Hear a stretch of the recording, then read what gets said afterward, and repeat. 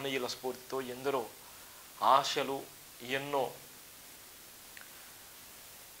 ఈ దేశం కోసము ఈ సమాజం కోసము ఎంతో కష్టపడ్డటువంటి సామాజిక ఉద్యమ నాయకులు మందకృష్ణ మాదిగ లాంటి వ్యక్తులు కూడా డిజిటల్ మీడియాతో కూడా ముఖాముఖి సందర్భంలో అలానే ఉన్నటువంటి సందర్భంలో రాష్ట్ర రాజకీయాల విషయంలో అనేక సందర్భాలు చెప్పేటువంటి ప్రయత్నం చేద్దాం.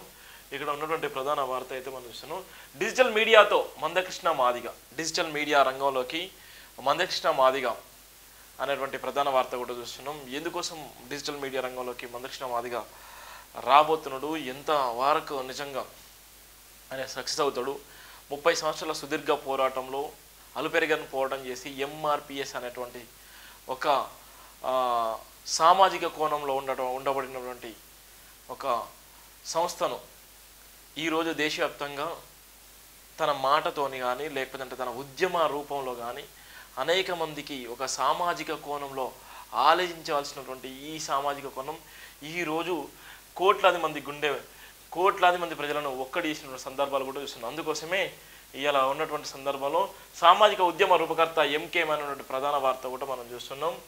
ఉమ్మడి రాష్ట్రంలో సామాజిక పోరాటాలకు నంది పలికారు. ఆరోగ్యశ్రీ వికలాంగుల చట్టంపై నిరంతరం పోరాటం చేశారు. తెలంగాణ రాష్ట్ర ఏర్పాటులో ఉద్యమ స్ఫూర్తిని కనబరిచారు. వర్గీకరణ ఉద్యమంపై ఒంటరి పోరాటం చేశారు. రాష్ట్రాలు మారినా ప్రజల బతుకులు మారలేదన్నారు. చేయబడ్డ కులానికి ఆధారకరమైంది. ఉద్యమాలు వేరు, రాజకీయాలు వేరు. ఉద్యమ పార్టీలు రాజకీయ పార్టీలుగా నిలదొక్కుకోలేవు. 10 సంవత్సరాల పరిపాలన కాలంలో తెలంగాణకు ఊడ్చేశారు. ఆచార్య కాసిం నా తమ్ముడు ఉద్యమానికి ఊపిరిలా అంటాడు. ప్రభుత్వ వ్యవస్థలు బలైన వర్గాల కోసం పనిచేయాలి.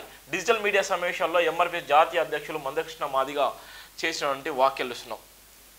ఇలా ఉన్నటువంటి సందర్భంలో తెలంగాణ రాష్ట్రం ఏర్పడి 10 సంవత్సరాలు తెలంగాణ రాష్ట్రంలో ఉన్నటువంటి అనేకమైనటువంటి కులాలకు ఆదరణ ఎక్కడ?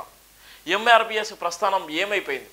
ఎంఆర్పిఎస్ ప్రస్థానంలో అనేక మంది ఇలా అవాక్కులు చెవాక్కులు పేల్చేటువంటి అనేక మందికి ఆయనే చెప్పినటువంటి మాటలు ఇలా ప్రతి ఉద్యమం చేసినటువంటి సందర్భంలో అనేకమైనటువంటి అవమానాలకు గురైపోయి అతి చిన్న వయసులోనే 10వ తరగతి చదివే సమయంలోనే జైలు జీవితం గడిపినటువంటి వ్యక్తి ఈరోజు ఎంఆర్పిఎస్ని స్థాపించి ఈరోజు కోట్లాది మంది ప్రజలకు సొంతం చేసి అనేక మంది కులాలకు కూడా వాళ్ళకు రావాల్సినటువంటి వాటా, వాళ్ళకు జరగాల్సినటువంటి న్యాయాన్ని కూడా చూపించినటువంటి గొప్ప యోధుడు మందకృష్ణ మాదిగ అని నిన్న చెప్పినటువంటి సందర్భాలు కూడా చూస్తున్నాం. మనం మీడియా సమావేశంలో మందకృష్ణ మాదిగ స్పీచ్ నూతన సంవత్సర సందర్భంగా డిజిటల్ మీడియాతో మాట్లాడుతూ మనమందరం బలైన వర్గాల పేద బడుగు బలైన వర్గాల నుండి వచ్చిన వాళ్ళం. నా పేరు మందకృష్ణ మాదిగ. నాకు ఆకలి బాధలు తెలుసు, అవమానాలు తెలుసు. కూలి కుటుంబంలో పుట్టాం. పేదరికం అది ఎప్పుడు మర్చిపోము. వర్షం వస్తే ఇల్లు అంత కురిస్తే ఎలా ఉంటాయో అలాంటి ఆకలి బాధలు తెలిసిన వాడిని. మొదటి నుండి అవమానాలు భరిస్తూ వచ్చాము. అగ్రకుల వాళ్ళు మాకు మంచినీళ్ళు ఇవ్వాలనుకుంటే పైనుండి ఇచ్చేవాళ్ళు.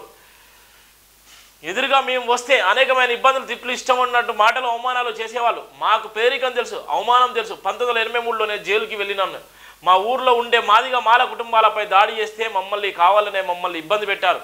ఘర్షణలో మరణం పొందిన వ్యక్తి వాళ్ళ జైల్లో జీవితం గడపాల్సి వచ్చింది. 10వ తరగతిలోనే ప్రజాస్వామ్య ఉద్యమాలు చేపట్టి 1994 నుండి ఇప్పటిదాకా మా నల్ల కండువ మారదు. ఉద్యమం చేసే సమయంలో అనేక అవకాశాలు వచ్చాయి.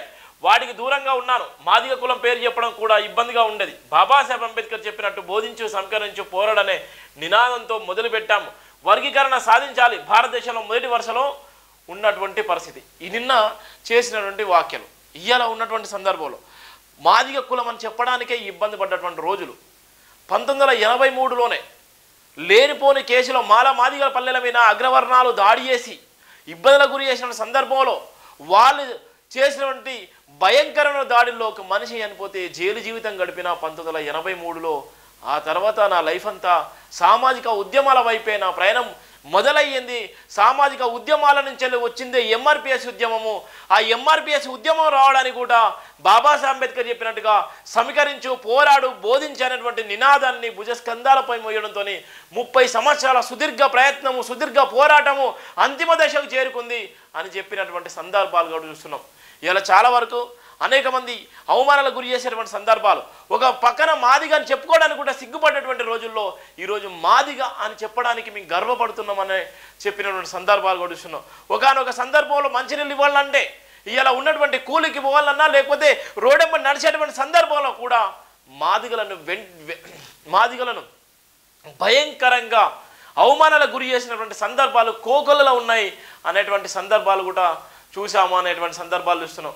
ఇలాంటి సందర్భంలో అనేకమైనటువంటి అవమానాలకు నోచుకొని ఇలా ఉన్నటువంటి సామాజిక ఉద్యమ రూపకర్త ఎంకేము ఇలా 30 సంవత్సరాల ప్రస్థానంలో ఇలా రేపొద్దున జరగబోయేటువంటి భారీ బహిరంగ సభ 10 లక్షల మందితోని తెలంగాణ రాష్ట్రంలోని హైదరాబాద్ను చుట్టుముట్టేటువంటి కార్యక్రమానికి శ్రీకారం చుట్టిన సందర్భంలో సుమారుగా డిజిటల్ మీడియా 100 మంది డిజిటల్ మీడియా ప్రతినిధులతోని ఆయన సంభాషించిన సందర్భంలో జయబిందన పత్రిక స్పష్టంగా రాసినటువంటి వార్త కూడా మనం చూస్తున్నాం. ఇది ప్రధానంగా జయబిందన పత్రికలో ఉన్నటువంటి ప్రధాన వార్త.